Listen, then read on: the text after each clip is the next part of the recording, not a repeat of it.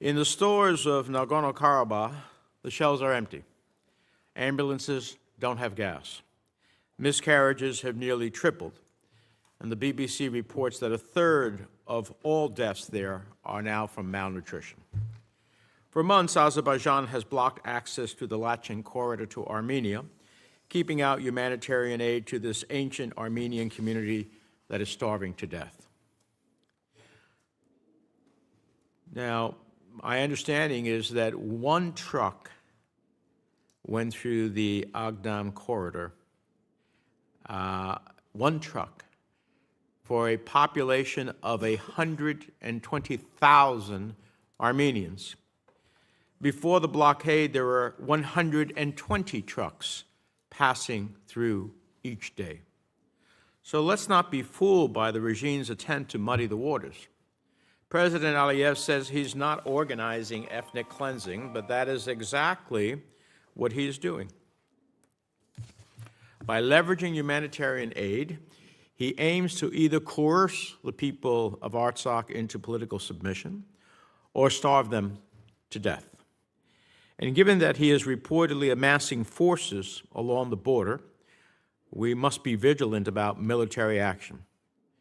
So as we sit here today with the lives of so many people hanging in the balance, time is of the essence. The former prosecutor at the International Criminal Court, Luis Moreno Ocampo, recently wrote, and I quote, "Starvation is the invisible genocide weapon. Without immediate dramatic change, this group of Armenians will be destroyed in a few weeks." Close quote. A few weeks. That is how long we have. I would ask our witness to speak to what the department is doing, what the Biden administration is doing, and what the international community must do to avert this atrocity from being carried out before our own eyes. I was pleased to see that Secretary Blinken has recently personally gotten involved, but let me be clear. Our message from the highest levels must be unequivocal. Stop the blockade. Stop threatening the people of Nagorno-Karabakh. Stop threatening Armenia. Open the Lachen corridor immediately. Uphold the commitments that Azerbaijan itself made in the November 2020 ceasefire. Now, I understand the dynamics of the broader region are complicated, but the fundamental principles underlying our approach and this crisis should not be. We must stand up for peace, security, and the defense of human rights, which is in stark contrast to Russia, who is not only an unreliable and incapable partner, but is an obstacle to peace and security. As Azerbaijan's forces moved in 2022, Putin's so-called peacekeepers were responsible for upholding the 2020 ceasefire. They stood idly by. Because of the implications for our own moral fortitude and broader stability throughout Europe, the United States and Europe have a responsibility. Over the past year, the United States has been helping facilitate a longer, more durable agreement between Armenia and Azerbaijan. I support any efforts that provide for the lasting peace, security, and fundamental rights of all people in the region. But the reality is this: talk is worthless when one participant in those talks is carrying out a campaign of ethnic cleansing. So I hope our witness will tell us what options she thinks we have to alleviate the immediate humanitarian crisis of Armenians in Nagorno-Karabakh. What options do we have to compel the government in Baku to finally open access to the Lachen corridor? What are we doing to dissuade Aliyev from starting yet another conflict? And why are we not more publicly considering sanctions for activity that I think we can all agree is clearly sanctionable? For too long, we have hedged on Aliyev. I have repeatedly expressed my deep opposition about waiving Section 907 of the Freedom Support Act, allowing the United States to send assistance to his regime. This clearly alters the balance of military power between Azerbaijan and Armenia in Aliyev's favor. I think Azerbaijan's actions over the past 3 years have vindicated my skepticism. I hope the international community is watching. because when President Aliyev is tried for crimes against humanity, as I think he should be, the burden of proof will be very high. Right now, the burden of proof is not about convicting him of a crime. It is about preventing this crime. And I'd like to hear about how the department is seeking to do that. I have to be honest with you. I don't understand when we come together and we say, never again, never again. And here we are, before our plain eyes, seeing history unfold in a way that defies our supposed commitment to never again. Is it so important to us, despite Aliyev getting closer and closer to Russia, that we cozy up with someone who is in the process of creating ethnic cleansing? Is that the history the United States wants? Is that the side of history we want to stand on? I hope not. But I fear, based upon what's happened to date, that this is the path we're headed on. And so to the extent, whatever resources I have to try to get the department to act, I intend to use them. And I look forward to your testimony today. Let me turn to the distinguished ranking member for his remarks, Senator Risch. Thank you, Mr. Chairman. The ongoing instability in Europe and Eurasia has made clear the need for a strong U.S. policy on the Caucasus, a region that continues to grow in importance due to its proximity to regional problematic actors like Russia, Iran, and Turkey. Tensions are rising again between Armenia and Azerbaijan over the Nagorno-Karabakh. The United States must push back on policies that disregard the best interests of Armenia and Azerbaijan and run counter to U.S. interest. We should be able to do both. This morning, I hope to hear from our witness about the efforts the U.S. government is taking to bring this conflict to a peaceful and sustainable resolution, and to reassure our friends about the U.S. Remaining engaged. I share the chairman's concerns in this regard. Assistant Secretary Kim, I understand that you were involved last weekend in talks to help open the Lachin corridor and allow goods to flow again into the contested region. I hope you will detail for us the specifics of what was agreed and whether an end to this humanitarian crisis is in sight. Ending this conflict would bring peace to a fractured region and remove one of Russia's key levers of influence in the region. If we fail to form and implement an effective policy, we could see a return of Russian influence, or even see China establishing a stronger foothold in the region. The United States, along with our European allies, have an important role to play in the future of the Caucasus. Our action in response to the crisis in Nagorno-Karabakh will be key to broader U.S. policy toward the region. I look forward to hearing your assessments and, more importantly, your plans to face this challenge. Thank you, Mr. Chairman. Thank you. We'll move to our witness. Acting Assistant Secretary Kim is Principal Deputy Assistant Secretary in the Department of State's Bureau for Europe and Eurasian Affairs. She is a career diplomat, most recently serving our country as ambassador to Albania, where she modeled best practices for proactive engagement with Congress on key issues. Her work as Director for Southeastern European Affairs, Director of the Center for the Study of the Conduct of Diplomacy, Director of the Office of European Security and Political Military Affairs have prepared her for the role she currently holds at a critical time for the South Caucasus and Eastern Europe. Your full statement will be included in the record without objection. I'd urge you to try to summarize it in about 5 minutes so the committee can have a conversation with you. And with that, you're recognized. Thank you, Mr. Chairman, Mr. Ranking Member, and distinguished members of the committee. This is an opportunity to brief you on the latest. We've been tracking very carefully the concerns that all of you have expressed on this issue. We want to lay out for you the administration's efforts in the South Caucasus, especially with respect to the humanitarian situation in Nagorno-Karabakh. I appreciate the opportunity to update you on our work and hear your perspectives on these pressing issues. As you know, we've been working very intensely over the past few months to address the deteriorating humanitarian situation in Nagorno-Karabakh. We share your sense of urgency. We're deeply concerned by the continued closure of the Lachin corridor and the impacts this closure is having on the people of Nagorno-Karabakh. I want to be clear that we view the status quo as completely unacceptable. We will not stop working until we have a resolution. We've consistently said that that corridor must be open to commercial, humanitarian, and private traffic. We've conveyed that message both publicly and privately to all levels of the government of Azerbaijan on numerous occasions. Access to food, medicine, baby formula, and energy should never be held hostage. Secretary Blinken, Senior Advisor for Caucasus negotiations, Lou Bono, colleagues at USAID, and many others, including myself, have been intensely engaged on this issue with a wide range of contacts at all levels to press for the immediate and simultaneous opening of the Lachin corridor, as well as other routes to humanitarian, commercial, and private traffic to allow passage of urgently needed humanitarian supplies.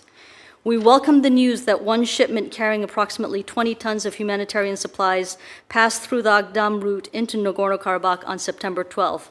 But as you said, Mr. Chairman, that is not enough. Additional humanitarian supplies from the International Committee of the Red Cross have been positioned for weeks just outside the Lachin and Agdam checkpoints. Senior Advisor Bono is once again in the region, that's why he's not here with me today, to press for these supplies to be allowed into Nagorno-Karabakh immediately and simultaneously. President Aliyev, as well as representatives of Nagorno-Karabakh, have publicly stated that they've agreed to this arrangement. There should be no more delay in implementing this agreement, no more delay. It's essential for these supplies, which have been, again, ready to move for weeks, to finally be delivered to the people in Nagorno-Karabakh now. It's also essential to achieve a more sustainable arrangement for the men, women, and children in Nagorno-Karabakh. In this context, we urge the government of Azerbaijan to restore free transit of commercial, humanitarian, and passenger vehicles both in and out of the Lachin corridor expeditiously, while we recognize also the importance of additional routes. One of the many challenges to a solution in this region is deep mistrust following decades of conflict and instability. We need to continue to encourage all sides to work constructively and to encourage those in Nagorno-Karabakh to accept humanitarian assistance from reputable international sources like the ICRC. Whatever compromise is ultimately reached, the only path forward is through dialogue and compromise to build trust. The root causes of instability and conflict that have plagued this region for so long have to be addressed. The administration continues to believe that peace in the South Caucasus has the potential to transform the region and advance U.S. interests. We now have a strategic opportunity to combat malign influence in the region from actors like Russia, China, and Iran by achieving a durable peace that will expand our bilateral economic and security cooperation and provide greater energy security for European partners and allies. Secretary Blinken has hosted 3 rounds of peace negotiations with the foreign ministers of Armenia and Azerbaijan since last November, and his leadership has yielded results. The sides have made progress on a peace agreement that could stabilize the region. Armenia and Azerbaijan's border commissions have begun discussions on the complicated issue of delimiting the border, and we will continue to support progress on a peace agreement between the sides. Progress will not come easily or quickly, but we're determined to do all we can to support a dignified, and durable peace, an objective that is imperative in the broader regional context. We've invested in this effort because we believe peace between Armenia and Azerbaijan would have cascading benefits for the region that are in the U.S. national interest. A dignified and durable peace could facilitate regional energy security and boost regional transportation links, in turn improving economic prospects of all countries in the region and improving the lives of millions. The United States could increase our security cooperation in the region and build the confidence and capacity of each country to preserve and protect its sovereignty and independence. In the context of any peace discussions, we've made clear that the rights and security of the ethnic Armenians of Nagorno-Karabakh must be protected. This is an essential element of any durable and dignified peace agreement. Azerbaijan must provide internationally verifiable assurances of respect for their rights and their ability to remain in their homes and live without fear. In closing, I want to be clear about a critical issue. The United States will not countenance any effort or action, short-term or long-term, to ethnically cleanse or commit other atrocities against the Armenian people of northern Nagorno-Karabakh. The current humanitarian situation is not acceptable. Humanitarian access through the Lachin corridor and other routes must be available now. We will do everything possible to make that happen, and we look forward to continuing to work with you and the rest of this committee to make that happen. Well, thank you. We'll turn to a round of 5 minutes. 400 tons of essential goods used to go to the Lachin corridor daily.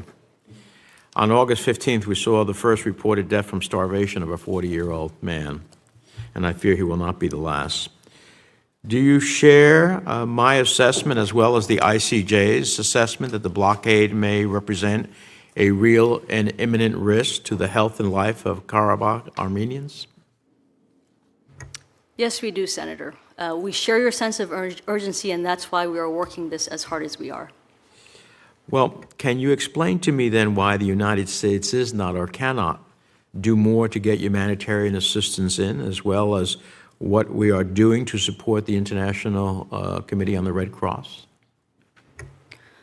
We've actually undertaken quite a lot of action on that front, Senator.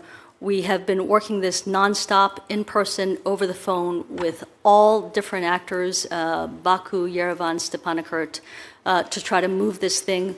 We finally, I believe, were able to work with international partners to get a first truck through. That's a Russian truck, I would point out. But the point is that that traffic is now flowing. The agreement is that traffic through the Lachin corridor has to be open. So while I think all of us welcome that one truck through Agdam, I think all of us also agree it is not enough. It's not enough. Lachin has to be open. Other routes can be open too, but Lachin must be open. That's one truck is non-negotiable. One truck is not mercy. Absolutely. It's not even what's just. The reality is, you know, in addition to the blockade of Nagorno-Karabakh, President Aliyev is reportedly building up troop presence both around Nagorno-Karabakh and Armenia's border. Surely we can't take anything he says about wanting to find a solution to the crisis seriously when he is withholding food and also threatening violence. To me, that's pretty outrageous. I'm concerned that we are not, I hear your testimony, but I am concerned that we are not bringing urgency to this situation and taking a whole of government approach to pressure Aliyev. How real are the fears of renewed war? And what is the department doing to avert an Azerbaijani attack on the people of Nagorno-Karabakh and Armenia? Has the State Department told him to stand down and threaten sanctions? Has the White House and National Security Council told him to stand down? Has the Pentagon, through contacts in the Azerbaijani military, told him to stand down? These are the problems that I have with the waivers of Section 907. I don't understand. If that is about having influence with the Azerbaijanis, they're not working very well. And if anything, it is giving them a qualitative edge over Armenia's defense. So can you answer those questions for me? Thank you, Mr. Chairman. Those are important but complicated questions, but there's a simple answer to all of those.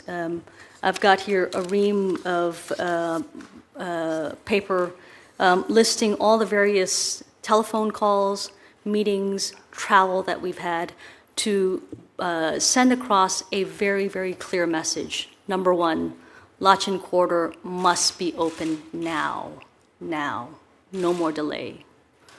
Number two, we will not tolerate any military action. We will not tolerate any attack on the people of Nagorno-Karabakh. That's very clear. As we do this, we're mindful of the fact that, technically speaking, the war is not over between Armenia and Azerbaijan, which adds urgency to our commitment to try to support a durable and dignified peace agreement between Armenia and Azerbaijan that takes into account the security of the people of the Nagorno-Karabakh. National Security Council, if Yes, the they have. Pentagon, have they all weighed in? Yes, they They have all weighed in. Jake Sullivan hosted the foreign ministers of Nagorno-Karabakh, Armenia and Azerbaijan a few months ago for discussions here in Washington. The Secretary has done several rounds of that. The Secretary has also had multiple phone calls with President Aliyev. I have had multiple phone calls with the foreign ministers of both countries over the last couple of weeks alone to drive home those messages. I believe that we are beginning to see a little bit of movement, but we're not going to rest, Mr. Chairman, until we actually see real results. All of this is just in pursuit of the 2020 agreement, the ceasefire agreement. There, Azerbaijan made agreements. We are just asking, even though we think there's much more to ask for, we are just asking for them to live up to their agreements. Now, if the agreements that they made, the commitments that Azerbaijan made in the November 2020 ceasefire, it's now 3 years after nearly, and we are revisiting that which they had agreed to and that have violated. So I just hope you'll tell the Secretary on my behalf that I would hate to see that this administration stands by and allows ethnic cleansing to take place on their watch and under their eye. We don't have to wait for reports of what happened a decade later. It's happening in real time. I've already raised this question at previous hearings months ago. And I said, people are dying. And I got a response, well, we're not sure about that. People are dying. I don't know how many more have to die. And I certainly expect that if this continues, even if this is abated tomorrow, that we're not going to keep waiving Section 907. We only embolden Aliyev. We give him a message that it's okay. That's the wrong message. Senator Ricketts. Thank you, Mr. Chairman. Thank you, Assistant Secretary Kim. Since the breakup of the Soviet Union, Armenia has been an important security partner for Russia and houses one of the few military bases the Kremlin maintains on foreign soil. It's also remained a member of the Collective Security Treaty Organization. Armenia prioritizes its relationship with Russia mainly because it's the only game in town for security on Nagorno-Karabakh. However, given Russia's reluctance to intervene in the 2020 conflict and enforce the ceasefire agreement, since Armenia has second thoughts about its longtime partnership with Russia and shifts toward the West. Earlier this month, the Armenian Prime Minister said that the country's reliance on Russia, wasn't paying off, particularly as Moscow struggles to supply its own military, let alone partnering with other militaries. He continued, dependence on just one partner in security matters is a strategic mistake. Armenia followed up by announcing its first ever tranche of humanitarian assistance to Ukraine. And this week, U.S. forces commenced 10 days of joint exercises with Armenian soldiers. This is clearly an embarrassing setback for the Kremlin, which has summoned Armenia's ambassador to complain about unfriendly steps the country was taking. Does Armenia's recent actions represent a permanent shift away from Russia, or simply a shot across the bow for Moscow to intervene more forcibly in Nagorno-Karabakh? Do you have thoughts on this? What direction is Armenia going? Senator, thanks for that question. I think after Russia took the action that it did against its neighbor Ukraine on February 24th last year, all of Russia's neighbors are sleeping with one eye open, as they should be. I think all of them are understanding that as they watch this vivid, grotesque demonstration of Russia's disregard for the territorial integrity and sovereignty of their neighbors, they are beginning to have second thoughts about having invited Russian troops onto their territory, relying on Russia as their sole source of energy, hosting Russian military installations in their lands. And this is a set of questions that deserve to come up. What it also does is it represents an opportunity for us to develop these relationships. And so, Senator, as you point out, our military is out there in Armenia to conduct our first ever bilateral military exercise with Armenia, and we're going to continue to take advantage of it. Okay, so specifically, you were very broad when you started off your remarks there. Specifically with regard to Armenia, is Armenia, again, is this a shot across the bow to Moscow to get them to pay more attention to Nagorno-Karabakh, or is it more about they want to move away from Russia permanently and more toward the west? Do you have an opinion on that? I think it's too early to tell. Too early to tell? But it doesn't mean that we shouldn't jump in there to turn it into exactly what we would like to see it be, which is a real decision to partner with us as opposed to Russia. But to get there, we need to be present, which is why our assistance to Armenia counts so much and our partnership counts so much. So given Armenia's reliance economically, militarily, and so forth on Russia, are there concerns or is there a risk that Russia might respond more forcibly if they continue to see the Armenians move toward the west? I think Russia has proven itself and Putin has proven himself to be vindictive to anyone who does not bend to his will. So yes, we are very much on the alert for that. So what's your thoughts on the strategy of how we walk that line then between continue to develop relationships with Armenia and not triggering some sort of Russian response that would be more forceful? I think we've got to keep a close watch on the situation. We need to increase the array of assistance that we provide to Armenia, whether it's developmental assistance, whether it's defense partnerships, security activities, and expand those out as much as we can in a way that is acceptable for the Armenians themselves, right? This can't be a unilateral move. So we got to do this in true partnership with Armenia and make sure that we're providing the support that they need to make the turn that they'd like to make. So Russian sanctions evasion has been a particular problem in the Caucasus. And Armenia has allowed Russia to access key microchips and electronics that Russia needs for its war on Ukraine. Has Armenian enforcement of these sanctions improved, or does it remain a country of concern for sanctions evasions? I believe that they have been observing those sanctions. They've been observing the sanctions. They've been shutting off Russia from getting microchips and so forth? I believe so, but I'm going to have to... Yeah, we'll take that question back and get back to you soon. Great. Thank you very much. Mr. Chairman, thanks. Thank you. Madam Secretary, thank you very much for your service. We appreciate it very much.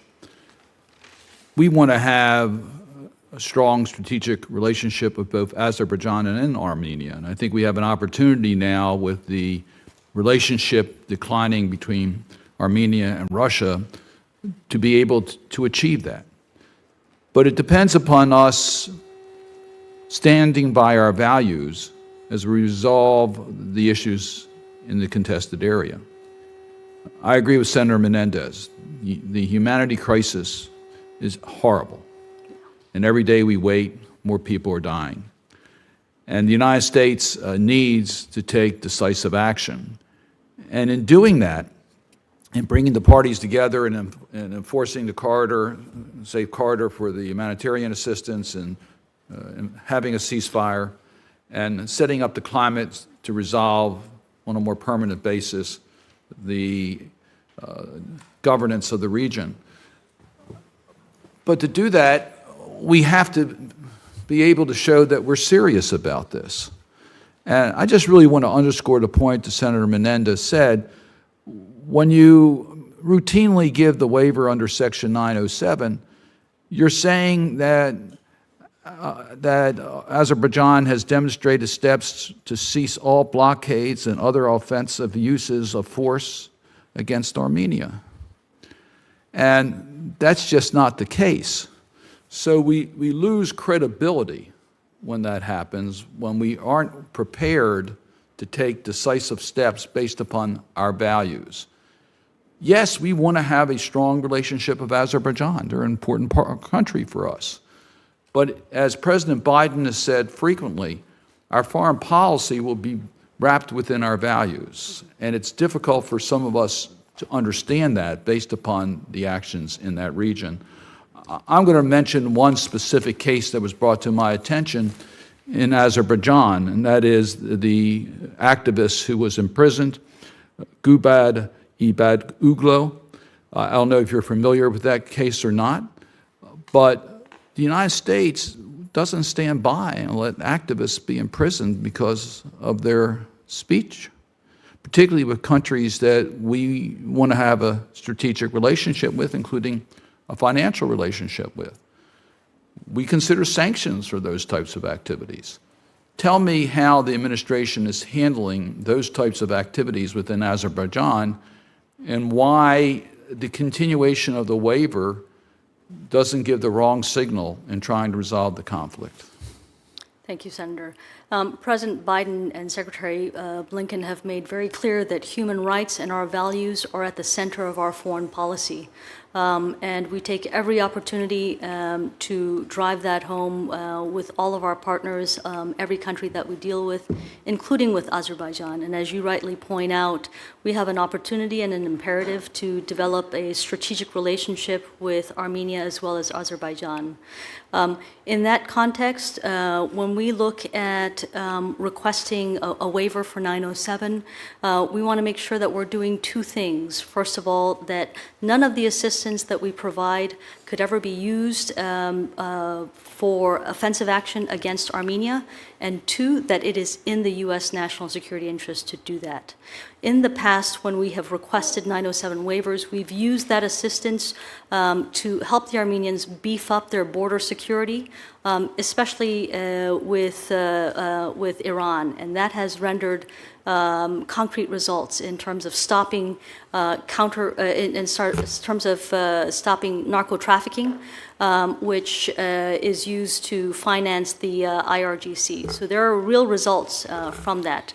But we hear you on needing to be very serious and to be very thorough as we deliberate on whether or not to request a 907 waiver. We take that responsibility very seriously. I would note that the last 907 waiver expired in June. We have not submitted a new waiver request yet because we are reviewing the situation very carefully. I also want to assure you, Senator, that we look at the wide range of tools that are available to us to influence the behavior, to persuade others along, and we won't rule anything out. Let me just interrupt at that point because I have a limited amount of time. I hope you'll get back to me in regards to the specific case I mentioned. Okay, I Thank sure you. will. And let me just, if you read the language of the waiver, it's not the way Congress wrote it. I mean, I think you have to follow the waiver language, and it's not the use of the funds, it's the activities on the ground. So that to me is not carrying out the directive from Congress. And then lastly, let me just point this out. I've been in Congress, the House and the Senate for a long time. And this conflict predates my service in the House of Representatives, let alone the United States Senate. I serve on the Helsinki Commission, chaired it many years. I know the OSCE Minsk group. That group started in the 90s and has been declared dead by some, but certainly has not been effective in ending this. We know about the violations of the ceasefires over and over and over again. This conflict has gone on way too long. We saw that when we've had long-standing conflicts, U.S. leadership has been instrumental in ending those conflicts. We've seen that in our hemisphere. U.S. leadership is needed desperately to end this humanitarian crisis and give us a path towards a resolution of the conflict. Senator, we agree with you fully. That's why we've got the special advisor, the senior advisor out in the region. We've been engaged for weeks, months, years. That's also why the Secretary of State has personally been engaged in these peace discussions, and will continue to do that.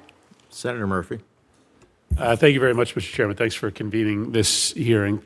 Thank you for your testimony today. I mean, let me first just associate myself with the remarks of the chairman and Senator Cardin and others. This is obviously a crisis, one that requires active U.S. leadership. I understand the difficult question regarding the pressure points on Azerbaijan, but at this point, I think you have to put all possible tools on the table because gentle diplomacy does not seem to be working.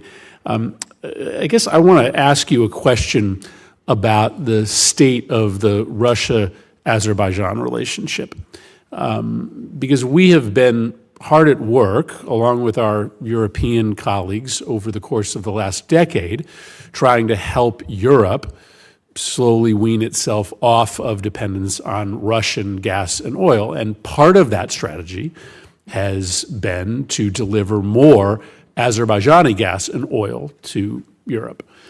We think that that's a more responsible choice. I think we now have to question whether or not that premise stands, and it is interesting that Russia is making these new overtures to Azerbaijan because it sees that their energy products are going to matter more to Europe, and to the extent that Russia and Azerbaijan can link up on national security policy, then the leverage that Russia is losing, it perhaps could gain back.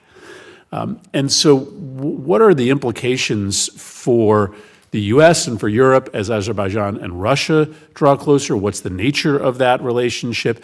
And did we perhaps make the wrong bet by moving more Azerbaijani resources into Europe? Could we come back, and could Europe come back to ultimately regret that decision? Thank you for that question. The relationship between Azerbaijan, Armenia, Georgia, everybody else in the region with Russia is dictated by geography and history. And it's not just the history of a few years in the Soviet years, it's generations and centuries here. We are working hard to rebalance that in our favor. What we also notice is that this agreement that Armenia and Azerbaijan reached in November of 2020, we're not a party to it. And that agreement calls for the Russians to provide peacekeepers to enforce the terms of that agreement. I think it's fair to say that the Russians haven't delivered. And that's part of the reason why you're seeing the Armenians beginning to question that relationship. On the broader issue of energy, that's an urgent need. All of the countries in Europe and around the world, I would say, have concluded that it is not a good idea to be sole source to Russia for their energy needs.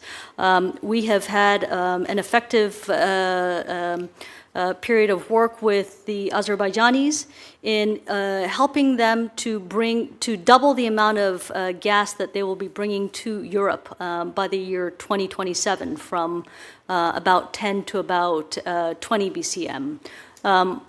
That southern gas corridor is extremely important for ensuring that there is energy diversity for Turkey, Greece, Bulgaria, potentially Albania, and definitely Italy, and possibly into the Western Balkans. So we cannot underestimate how important that is. There's also the oil pipeline that runs from Baku, Tbilisi to Ceyhan, and we need that to keep functioning. The main task here is to enable our friends, partners, allies to break free of the stranglehold that Russian energy has had on them over the last few generations. Right, but our alternative is turning from dependence on one dictatorship to a different dictatorship. And the question now becomes, are we funding Azerbaijan's efforts to impose a brutal blockade on the Armenian people? And so again, I think it underscores the importance of the ultimate goal, which is to break the United States and Europe free of dependence on oil and gas, period, stop, because there seem to be no great choices in the region. I do appreciate the leadership that Secretary Blinken has shown here. I think it is important that we're playing a central role here, and I'm glad to have this update. We hope to stay in close touch. Thank you, Mr. Chairman. Senator, I'd like to just foot stomp one point that you made about energy diversity, source, routes, and that means that we don't want our friends, allies, and partners to be single sourced to any country or to any type or any route.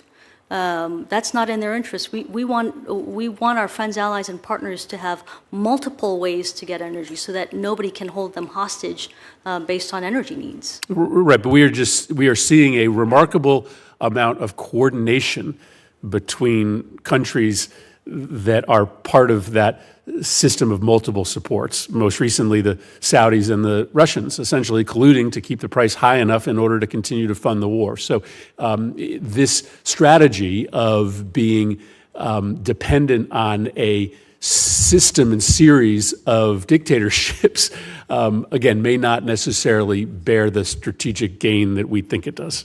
Thank you. Senator Kane.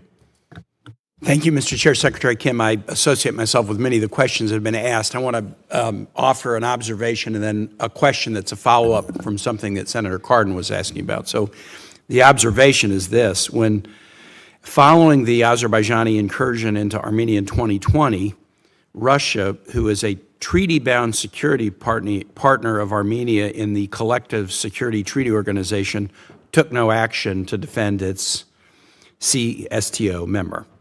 Now, contrast that with NATO. NATO linking arms because of American leadership and the leadership of others to battle against, to help Ukraine battle against the illegal war, the illegal invasion by Russia. Sweden and Finland coming into NATO. Sweden's accession is still pending, but just this week they committed to increase their own defense spending by 28% to reach the 2% commitment of NATO members. And so look at a NATO that's getting stronger, that's making more investments, that's demonstrating its mettle, and then a CSTO where Russia won't even take action to support somebody that it's treaty bound to. I think that speaks volumes. The question I wanted to return to is the question about Dr. Gubad Ibadoglu, who is a National Endowment for Democracy Fellow in 2015. He has lived in New Jersey and Virginia, and most recently, North Carolina. He's tied with American universities, especially the University of North Carolina. He is a prominent Azerbaijani scholar, and he's written about the very issue that Senator Murphy was asking about, the fact that oil revenues often go hand in hand with corruption and poor governance. And so as a scholar, he's written about that. And because those writings are unpopular with the rulers of Azerbaijan, he and his wife were arrested in July with no due process. He remains imprisoned in very poor conditions, and he has numerous health issues. He celebrated his birthday on Tuesday. What can you share about the department's interaction with the government of Azerbaijan regarding Dr. Ibadoglu? We have raised this case, and we will continue to do so. If and when the Senate confirms the next nominee to be our ambassador to Azerbaijan, I can assure you that this gentleman's case will be at the top of his agenda when it comes to pursuing these types of issues. We would like to also reach out to you periodically to find out about the status Absolutely. of this case, and even before a confirmation. I just hope that we raise it again and again and again, because Absolutely. I think the unjust imprisonment of a NED fellow with ties to many of our states is something that needs to be top priority, and I would appreciate you taking that back. Thank you, Mr. Chair. Senator Van Hollen. Thank you, Mr. Chairman, and thank you for your testimony here today. I want to follow up on a couple of questions that have been posed by my colleagues, and I want to second the remarks made by the chairman in his opening statement as well on Section 907, because, as you know, the administration did make the certification. I believe it was in July of last year. Is that correct? The waiver, June of last year, and I'm looking for the report that accompanied that. I saw the certification itself because the statute does require that the State Department provide information on the status of negotiations for peaceful settlement between Armenia and Azerbaijan and the impact of United States assistance on those negotiations. We'll be checking to see exactly what the finding was then, but you would agree today that the provision of U.S. assistance did not have a positive impact on the negotiations. Isn't that the case today?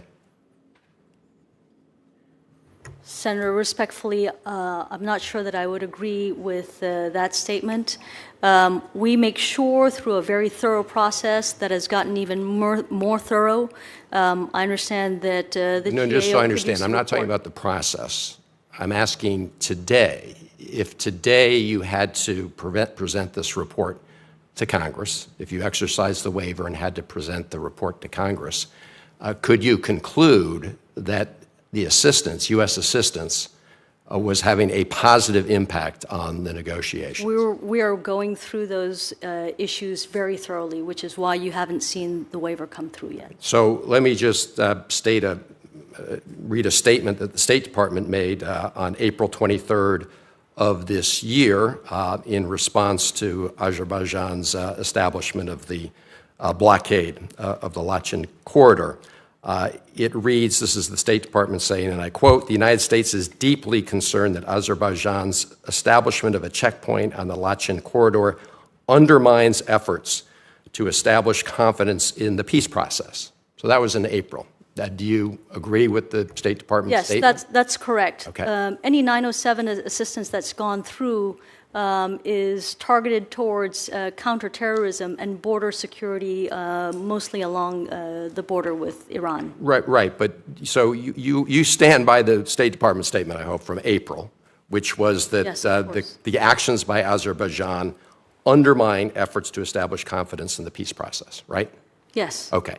Has anything happened between April 23rd and today that would lead you to believe that providing assistance by exercising the waiver would improve the prospects for peace? So those are in some ways a little bit separated because, as I said earlier, any 907 assistance that's gone through is directed at counterterrorism objectives that are in our interest, along with border security and counter-narcotics activities that are also in our interest. That's produced real results in terms of addressing our concerns about our IRGC funding. With respect to the blockage of the Lachin corridor, we share your sense of urgency on this. Nobody is sitting still on this. I want to assure you that we work night and day on this issue. I appreciate your testimony. I'm just going to be interested in reading, if you exercise the waiver this time around, which I hope you won't, because I don't think the conditions on the ground merit it. But if you do, it will be interesting to see what the State Department puts in its required report on the question of whether or not the impact of U.S. assistance on the negotiations. I know you are arguing that the assistance helps advance counterterrorism objectives. The report requires an assessment about whether any of this assistance also helps, what its impact on the peace process is. And I think, based on your statements from April, the State Department statements from April, it's pretty clear that, at least as of then, in your own words, State Department's own words, it was undermining confidence in the peace process. And I don't see anything that's changed from that day to this. So, look, I've got other questions to submit for the record. One of my concerns has been the impact on our demining efforts in Nagorno-Karabakh. Many of us have been very active in providing funds to demine that area. And all the reports we're getting from people on the ground who are involved in the demining effort is that the blockade is having a significant harmful impact on their efforts. Would you agree with that? I would totally agree with that, and that's why we're working hard to get those the Lachin corridor and other routes open as soon as possible. All right. Thank you. Thank you, Mr. Chairman. Madam Secretary, you just said in response to Senator Van Hollen that, well, Section 907 in our waivers is about border security and counter-narcotics and their performance in that regard. Did I understand you correctly? Yes, sir. There's a number of objectives related to our assistance, to any security assistance that we have with Azerbaijan. And those are? So those are to strengthen the interoperability of Azerbaijani forces with the U.S. and NATO, because that's in our interest, to provide opportunities for Western indoctrination and education, to help secure the 475-mile-long border with Iran, and to secure energy sources and routes that are critical to our European friends and allies. Okay. So that is the limited universe under which I guess the department looks at Section 907. So is it in our national interest to stop ethnic cleansing? Absolutely, sir. Well, I don't hear that in the list, and I don't hear that in the process of determining whether Section 907 should be waived. If we allow, for whatever reasons, whatever security, border security, counter-narcotics, for ethnic cleansing to take place, and we look the other way, we send a global message of what our priorities are. We say to others in the world, you can do that as long as you work with us on counter-narcotics, border security, and other such things. That would be a horrific, horrific result of a policy that would be blindsided to the fundamental proposition that if there's a country in the world that stands for human rights, it's the United States of America. I've listened to our president, who both when I sat over there when he was the chairman of this committee and when he was vice president and of course as president, has spoken about the importance as part of the fabric of our foreign policy in terms of human rights. But speaking of it is meaningless. It is a hollow promise without action. So I don't know how we can see a positive result under Section 907 when we have the violations of the 2020 ceasefire. I don't see how we can have a positive result when we have the amassing of troops by Azerbaijan.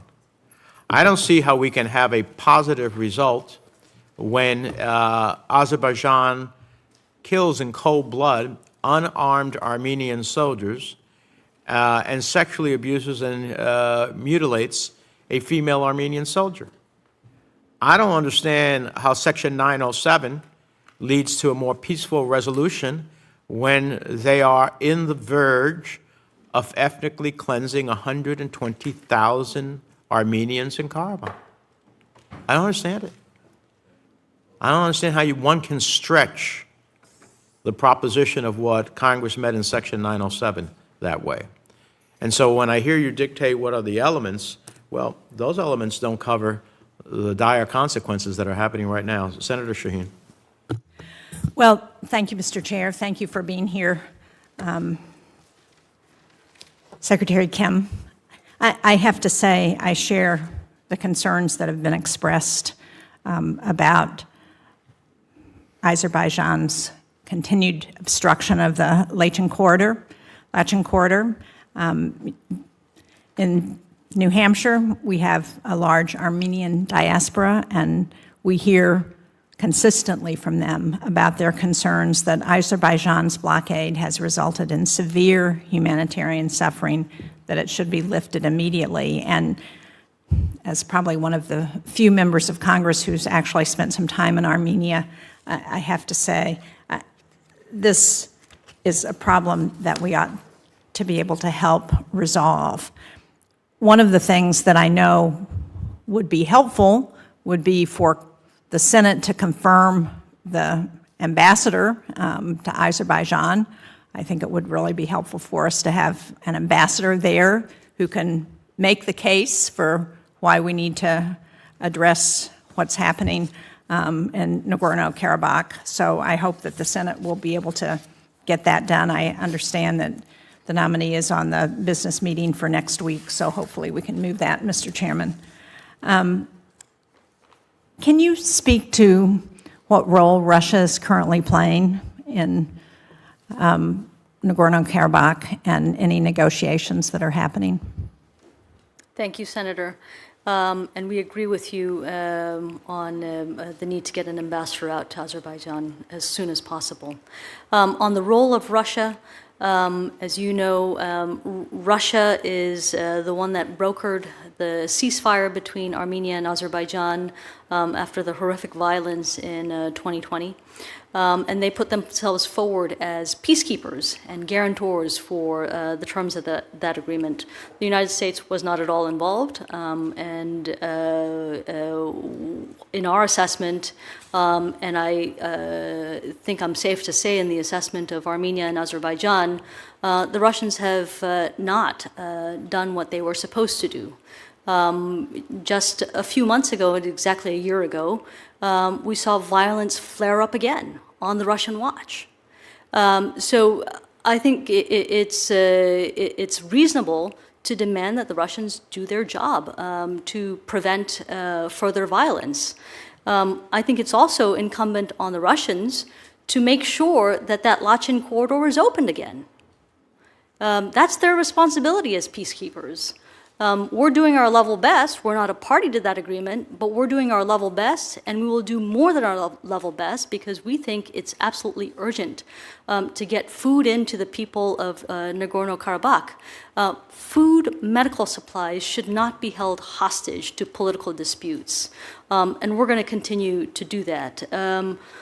I think the whole world should be asking what is Russia doing in Nagorno-Karabakh to help the situation.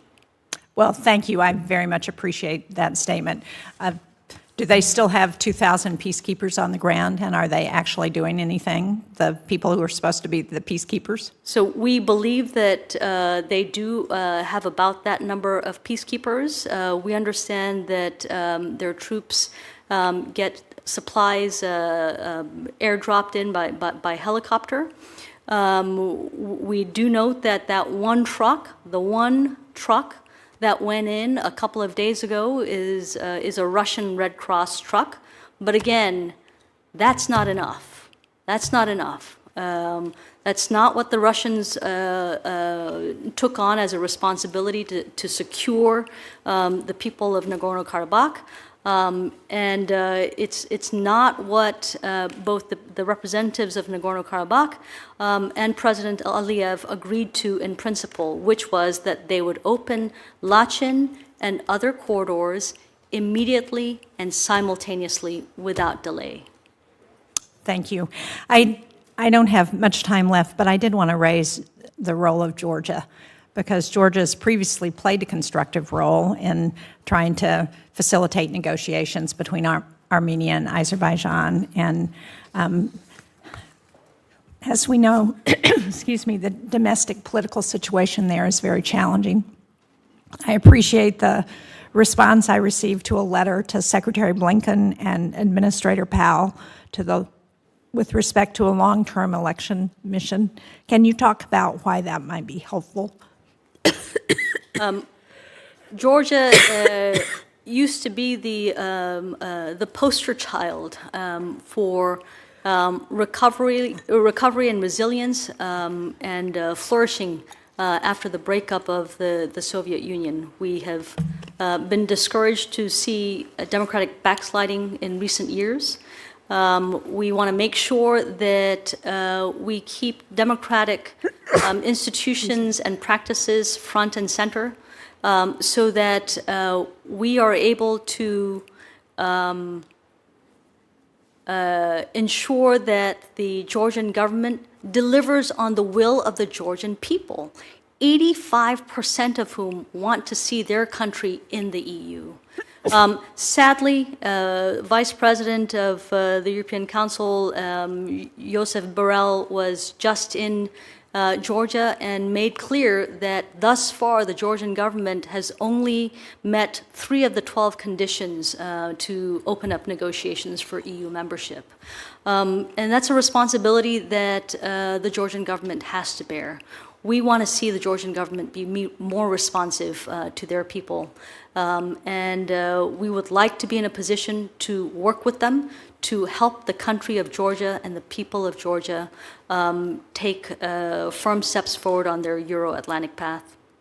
Thank you. Mr. Chairman, if I could have just another minute or two. The letter that I received has the State Department pointing out that plans for a long-term election observation mission will be finalized in the coming months. But that timetable doesn't give us much time to actually prepare for what needs to happen in order to ensure a free and fair election. So can you tell me, has the government of Georgia agreed to a long-term election observation mission, and what happens to Georgia's accession agenda if next year's elections don't accurately reflect the will of the people? Senator, if you'll allow, I'll get back to you on the specific timetable. That would be great. I would really appreciate it. I think this is a place where, as you point out, we know that the people of Georgia are looking towards the EU. They want to assimilate with the West, and they want their government to move in that direction. And I think it's imperative for us to take every opportunity that we can to help them make that transition. Thank you, Mr. Chairman. Thank you. I'd ask unanimous consent to include for the record testimony from the Executive Director of the Armenian Assembly of America, and without objection, so ordered. One final question, Mr. Secretary. Let me ask you, why do you think, despite its signed commitments and a ruling by the International Court of Justice to open the Lachen corridor, that Aliyev is not opening the corridor?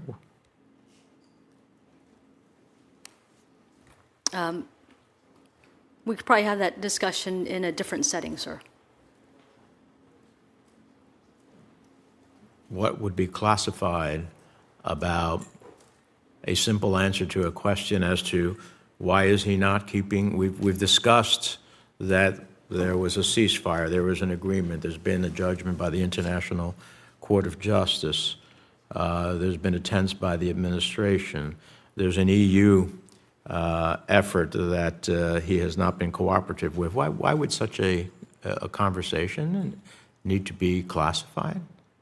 I think that there are elements, Mr. Chairman, that I would like to be able to discuss with you in a different setting. Well, I'll give you an unclassified answer. He doesn't want to open the corridor because he is in the process of trying to subjugate these people by starvation or by the threat of starvation at the end of the day and subject them to his will. That doesn't have to be classified.